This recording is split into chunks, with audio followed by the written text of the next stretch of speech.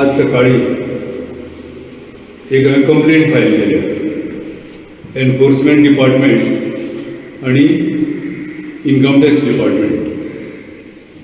कारण गेल्ले 4 म्हयने मी पळयता आयपॅक आणि तृणमूल काँग्रेस गोंयांत येवन काम करता.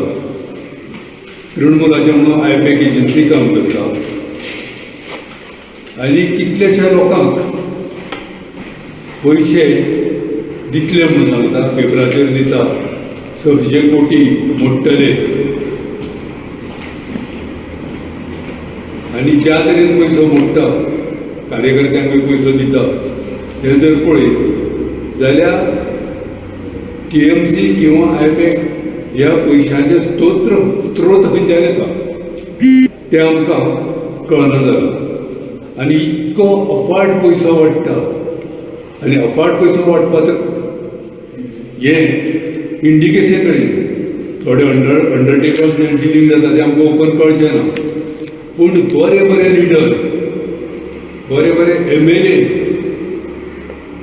काँग्रेस पार्टी सोडून दुसऱ्या पार्टी म्हणजे TMC वचून जॉईन जाता. हेजो अर्थूच ते पयशे दिवन पयशांनी त्या कॅन्डिडेटाक विकते घेता.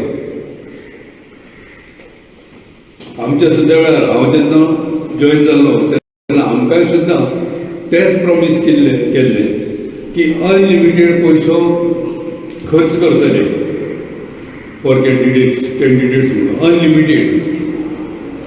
आनी आतां अशें दिसपाक लागलां पयसो वाडटा ते पयसो दिता.